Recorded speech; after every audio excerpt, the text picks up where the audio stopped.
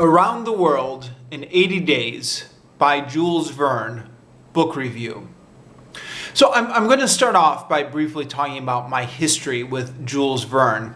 As a kid, I was very interested in Jules Verne, and I read the abridged and simplified versions of a number of his books. You know those books that they sell for elementary students that are classic books, but they're dumbed down to make them readable for third or fourth grade students.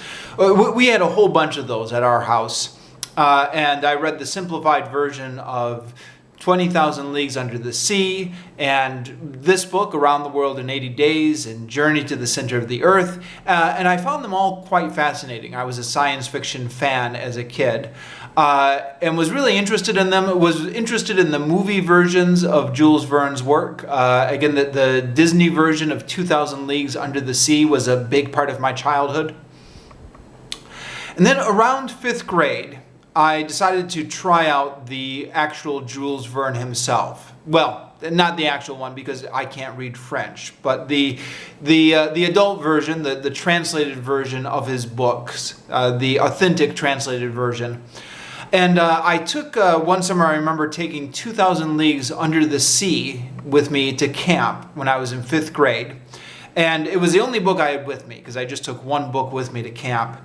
And just being absolutely bored by it. Just such a struggle to force myself to finish it. If it had not been the only book I brought with me to camp, I probably wouldn't finish it. Now, I'm going off of memories here, which are over 20 years old at this point. So take it with a grain of salt. But I remember it's starting out okay, but then just getting really bogged down in the exploration part, particularly when they're going through the Arctic and there's just all these boring explanations about what was out the window and the ice and the cold. I just remember it getting really boring. And that put me off of Jules Verne for another 20 years after that, where I didn't really, I didn't pick up any books by him. I didn't touch anything by him. But then I decided, okay, I'm an adult now. I find quite often that classic books that I struggled with as a kid, when I pick them up again as an adult, they read much easier. And so I saw this copy of Around the World in 80 Days in the bookstore, and I thought, you know, I'm going to give it another chance. I mention all that as background because I absolutely loved this book. It was so fun, so funny, very easy to read. It was very short. My copy was actually less than 200 pages, so it's a very short book, but it is a classic after all. I finished it off within less than a week. And for me, that's saying something. I'm a slow reader. It wasn't exactly what I was expecting, but that's okay. Sorry, phone. It would be a boring world if everything was just what we were expecting. What I was expecting was an exotic adventure in foreign lands type book. But this book is actually more of a comedy than it is an adventure story. And even then, the comedy centers on the various eccentricities of the three main characters, and the different countries that they travel to barely get a mention. One of the reoccurring jokes is how little interest Phileas Fogg has in any of the places he visits. He simply wants to stay in his compartment on the train or boat and play cards at each place he travels through. The premise of the book locates it very nicely within the time it was written. In 1872, when it was published, it was a big deal that it could take only 80 days to travel around the world. The story is started by a report in the Daily Telegraph, which announces that with the completion of the Great Indian Peninsula Railway, it is now theoretically possible to travel around the world in only 80 days. Phileas Fogg, who acts as the stereotype of the phlegmatic Englishman throughout the book, causes great irritation to his card partners at the Reform Club by insisting stubbornly that it is possible in practice as well as in theory, and refusing to take seriously their objections. The conversation, which starts out innocently enough, ends with Phileas Fogg announcing he will travel around the world in 80 days just to prove a point.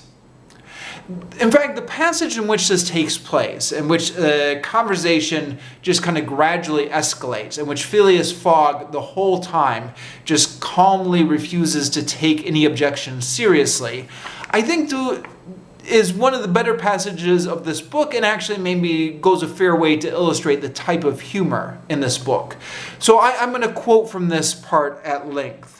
This is the part where they're talking about traveling around the world in 80 days while they're attempting to play cards. "Be so good as to play, Mr. Stewart," said Phileas Fogg. But the incredulous Stewart was not convinced, and when the hand was finished, said eagerly, "You have a strange way, Ralph, of proving that the world has grown small. So because you can go round it in 3 months, in 80 days, interrupted Phileas Fogg. "That is true, gentlemen," added John Sullivan. "Only 80 days, now that the section between Rothel and Allahabad on the great Indian Peninsula Railway has been opened. Here is the estimate made by the Daily Telegraph." "Yes, in 80 days," exclaimed Stewart, who in his excitement made a false deal. "But that doesn't take into account bad weather, contrary winds, shipwrecks, railway accidents, and so on." "All included," returned Phileas Fogg, continuing to play despite the discussion.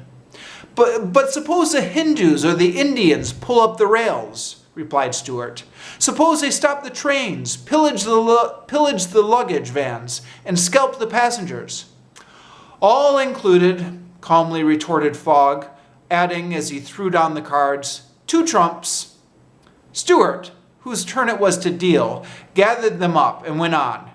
"You are right theoretically, Mr. Fogg, but practically also, Mr. Stewart." "I'd like to see you do it in 80 days. "It depends on you. Shall we go?" "Heaven preserve me, but I would wager £4,000 that such a journey, made under these circumstances, is impossible." "Quite possible, on the contrary," returned Mr. Fogg. "Well, make it then." "Their journey around the world in 80 days? "Yes." "I should like nothing better." "When?" "At once, only I warn you that I shall do it at your expense." "It's absurd," cried Stewart, who was beginning to be annoyed at the persistency of his friend. "Come, let's go on with the game." "Deal over again," said Phileas Fogg. "There's a false deal." Stewart took up the pack with a feverish hand, then suddenly put them down again. "Well, Mr. Fogg," said he, "it shall be so. I will wager the 4,000 on it." "Calm yourself, my dear Stewart," said Valentine. "It's only a joke." "When I say I'll wager," returned Stewart, "I mean it." "All right," said Mr. Fogg, and turning to the others he continued, "I have a deposit of 20,000 at Barings, which I will willingly risk upon it." £20,000, cried Sullivan. £20,000, which you would lose by a single accidental delay. "The unforeseen does not exist," quietly replied Phileas Fogg. "But, Mr. Fogg, 80 days are only the estimate of the least possible time in which the journey can be made. A well-used minimum suffices for everything. But in order not to exceed it, you must jump mathematically from the trains upon the steamers, and from the steamers upon the trains again." "I will jump mathematically." "You are joking." "A true Englishman doesn't joke when he is talking about so serious a thing as a wager," replied Phileas Fogg solemnly. That was from pages 12 to 14 of my edition of the book. Apologies a couple times for, I believe, mispronouncing Phileas Fogg as frog. It's actually fog. Now, as you can see from the terms of the bet, our hero can afford to take very little time for sightseeing. He must simply hop from one train to the next. But as it happens, this doesn't bother him at all, because Phileas Fogg is described as someone who hates sightseeing anyway, and he's only undertaking this whole journey just to prove a point to his friends at the Reform Club. Phileas Fogg is accompanied by his French servant, Passepartout. They are also trailed by an English detective, Fix, who is convinced that Mr. Fogg is a bank robber trying to flee the authorities by traveling around the world. One or two small mishaps and adventures occur, and there are some brief descriptions of foreign lands, but on the whole, the book is simply about catching the next train or boat, and the humor is mostly just based on the three eccentric main characters. So, although the main characters travel through Egypt, Singapore, Hong Kong, Shanghai, and Yokohama, they interact very little with each of these places. Some adventures occur in India, but the place where the characters have the most adventures is actually in the United States, and actually a fourth of the book takes place within the borders of the United States. Now, this surprised me, because when I imagine this story, or when I hear this title, I picture them like going through Southeast Asia, or going through Japan, or going through what I consider to be more exotic lands. As an American, somebody who was born and grew up in the United States, the United States doesn't really seem exotic to me. But then again, it's worth remembering that this book was written by a 19th century Frenchman. So perhaps the Wild West of the United States did seem very exotic back then. It's also interesting to see actually how the United States is portrayed through Jules Verne's eyes. One of the things that evidently caught his interest is Mormonism, because the Mormon settlement in Salt Lake City is one of the few places in the book where they devote some attention to the culture and history of its inhabitants. Throughout the book, a lot of fun is had making fun of the national characteristics of the British, French, and Americans, respectively. Although Jules Verne is himself a Frenchman, you would never know it from this book, particularly because it's been translated into English. And the character Passepartout makes fun of a lot of the stereotypical French characteristics. Americans are repeatedly described as being rash and imprudent. When the Frenchman Passepartout discovers that an English steamboat is going too slow because some steam is hissing out of the valves, he exclaims, "The valves are not sufficiently charged. Oh, these English! If this was an American craft, we should blow up perhaps, but we should at all events go faster." That's from page 83. Later in the book, when they're in America and an American train comes to a stop because of a faulty bridge, the narrator comments, "The signalman did not in any way exaggerate the condition of the bridge. It may be taken for granted that, rash as the Americans usually are, when they are prudent, there is good reason for it." That was from page 146. Excuse me. Other notes in this book. I hate to say it, but I'm wondering if there's a bit of racism in this book. The non-whites in this novel do not always come off in the best of terms. The subcontinent Indians come off as mixed. They are portrayed, some of them are portrayed in very positive and noble terms, but some of them are portrayed as savages. The American Indians, and Indians is the word that is used to describe them in this book, are described simply as savages. The Papuans, who apparently live in an island near the Bay of Bengal, get a brief one-sentence remark. Quote from page 74, "The savage Papuans, who are in the lowest scale of humanity, but are not, as has been asserted, cannibals."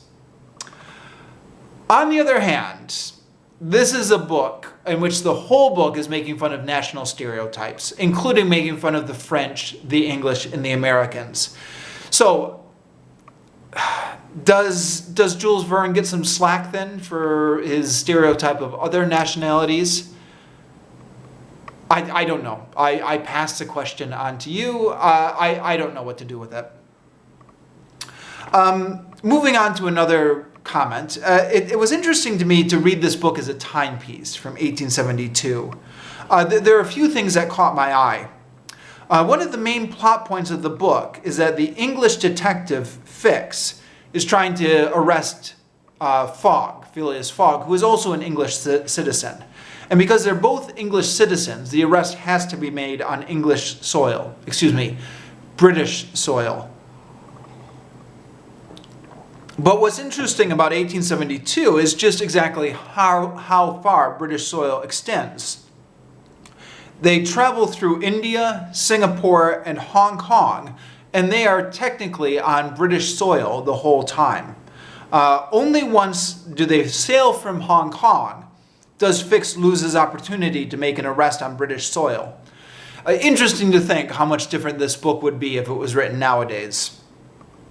Also, I'm guessing that at the time this was written, neither mangoes nor bananas were available for sale in Europe. Because Jules Verne feels the need to describe to his readers exactly what these fruits taste like, as if his readers would not know. They eat bananas in India, and then mangoes are eaten in Singapore. One last note, this is maybe a minor point in the book overall, but it surprised me. There's actually no hot air balloons in this book, or at least nobody travels on hot air balloons. Hot air balloons get mentioned once in a passing comment, but there's no travel on hot air balloons. There's no section where the heroes get into a hot air balloon and fly up anywhere, which surprised me because I always associated this book with hot air balloons.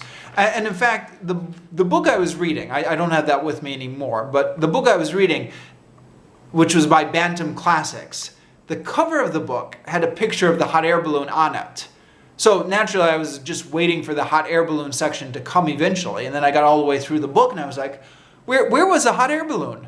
There was a picture of a hot air balloon on the cover. So it turns out, according to Wikipedia, that the hot air balloon became associated with this book because of the 1956 movie adaptation, which the 1956 movie adaptation did have a hot air balloon in it. And because that adaptation was so popular, almost every subsequent adaptation has featured a hot air balloon in it.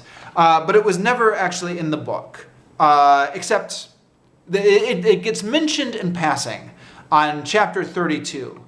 Somebody said a hot air balloon would have been risky and in any case impossible. So it is mentioned, but they never go up in it. It wouldn't, come to think of it, it wouldn't really fit the theme of the book anyways, because the theme of the book is that it's possible to do the travel around the world in 80 days just using conventional travel, just using the steam engines and the boats. But actually, since having read this and since having researched it in Wikipedia, I find this is a bit of trivia that comes up every now and again. In fact, just a few weeks ago at the office, some people were discussing Around the World in 80 Days, and somebody made some sort of a comment like, it's the book where they go up in the hot air balloon.